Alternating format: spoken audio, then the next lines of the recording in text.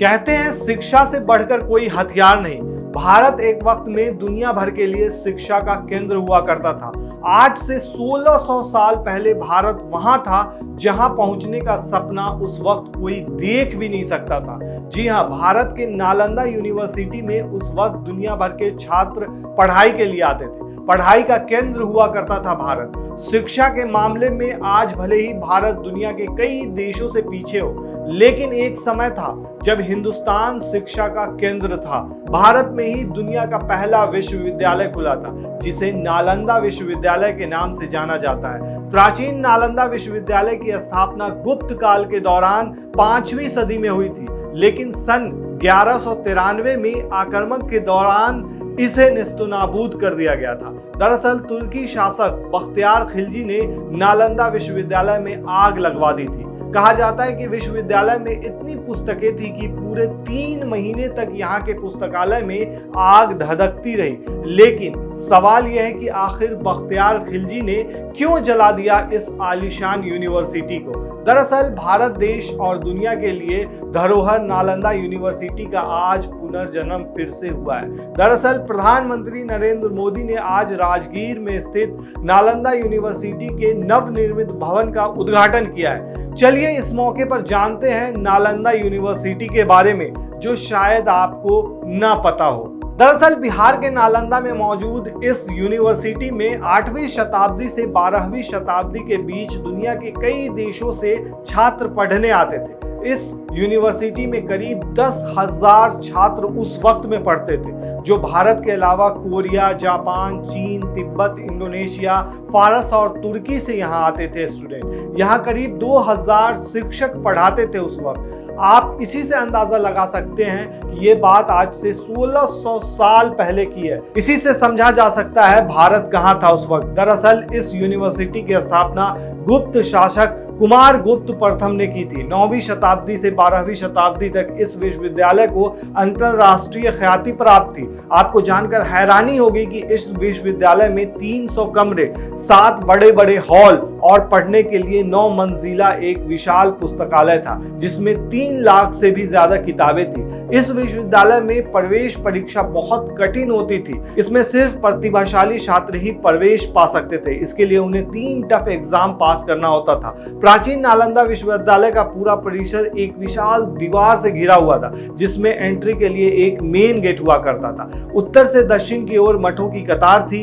नालंदा विश्वविद्यालय की दीवारें इतनी चौड़ी हैं कि इसके ऊपर ट्रक भी चलाया जा सकता है। अब सोचने वाली बात यह है कि आखिर इसे आग के हवाले क्यों किया गया था। इतिहासकार इसको जलाने के पीछे कई वजह बताते हैं। एक वजह यह भी बताते हैं कि एक समय बख्तियार खिलजी बहुत ज्यादा बीमार पड़ गया था। उसके हकीमों ने काफी इलाज किया पर कोई फायदा नहीं हुआ।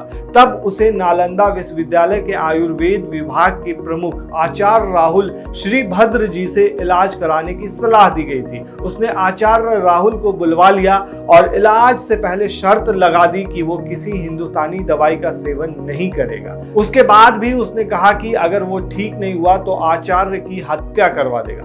अगले दिन आचार्य उसके पास कुरान लेकर गए और कहा कि कुरान के पेज नंबर इतने से इतने तक पढ़िए, ठीक हो जाएंगे। उसने पढ़ा और ठीक हो गया। बीमारी से ठीक होने के बावजूद खिजली को खुशी नहीं हुई। उसको बहुत गुस्सा आया कि उसके हकीमों से इस भारतीय वैद्यों का ज्ञान श्रेष्ठ क्यों है। बौद्ध धर्म और आयुर्वेद का एहसान मानने के बदले उसने नालंदा विश्वविद्यालय में ही आग लगवा दी। बख्तियार खिलजी ने 1199 में आग नालंदा विश्वविद्यालय में लगवा दी थी। उसका पूरा नाम इख्तियारुद्दीन मोहम्मद बिन इख्तियार खिलजी था।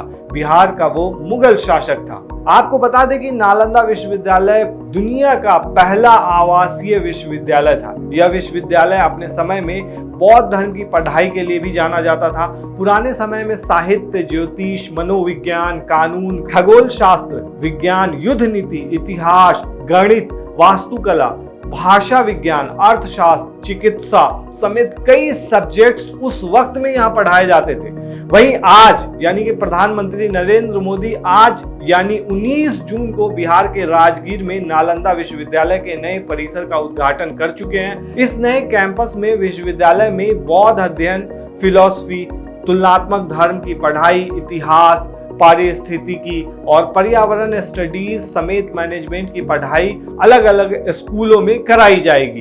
कैंपस के उद्घाटन कार्यक्रम में विदेश मंत्री एस जयशंकर और 17 देशों के राजदूत शामिल हुए। विश्वविद्यालय का नया कैंपस नालंदा के प्राचीन खंडहरों के स्थल के पास ही बनाया गया है। इस नए कैंपस की स्थापना नालंदा विश्वविद्यालय अधिनियम 2010 के माध्यम से की गई है। नालंदा विश्वविद्यालय में भारत के अलावा 17 दूसरे देशों जैसे ऑस्ट्रेलिया, बांग्लादेश, भूटान, कंबोडिया, चीन, Indonesia, Laos, Mauritius, Myanmar, New Zealand, पुर्तगाल, सिंगापुर, दक्षिण कोरिया, श्रीलंका, थाईलैंड और वियतनाम की भागीदारी है। इन देशों ने विश्वविद्यालय के समर्थन में समझौता ज्ञापनों पर हस्ताक्षर भी किए हैं। इसके अलावा आने वाले सेशन में पीएचडी कोर्स के लिए कई देशों के छात्रों ने अपना आवेदन भी यहाँ दिया है। नालंदा विश्वविद्यालय की तरफ से इंटरनेशनल स्टूडेंट्स के लिए 137 स्कॉलरशिप भी रखी गई है। अभी जो नया यूनिवर्सिटी तैयार किया जाता है ये अपने आप में बहुत ही खास है। दरअसल इस यूनिवर्सिटी में 2 एकेडमिक ब्लॉक हैं जिसमें 40 क्लासरूम है। यहाँ पर कुल 1900 बच्चों के बैठने की व्यवस्था की गई है। यूनिवर्सिटी में 2 ऑडिटोरियम भी हैं जिसमें 300 सीटें हैं। इसके अलावा इंटरनेशनल सेंटर और एम्फी थिएटर भी बनाया गया है जहाँ 2000 लोगों के बैठने की क्षमता है। यही नहीं, छात्रों के लिए फैकल्टी क्लब और स्पोर्ट्स कॉम्प्लेक्स सहित कई अन्य सुविधाएं भी बनाई गई है। नालंदा यूनिवर्सिटी का कैंपस नेट जीरो कैंपस है। इसका मतलब है कि यहाँ पर्यावरण अनुकूल के एक्टिविटी और शिक्षा होती है। कैंपस में पानी को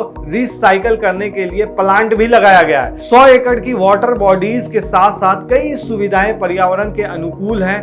तो कैसी लगी ये पूरी आपको जानकारी हमें कमेंट में जरूर बताएं। शुक्रिया।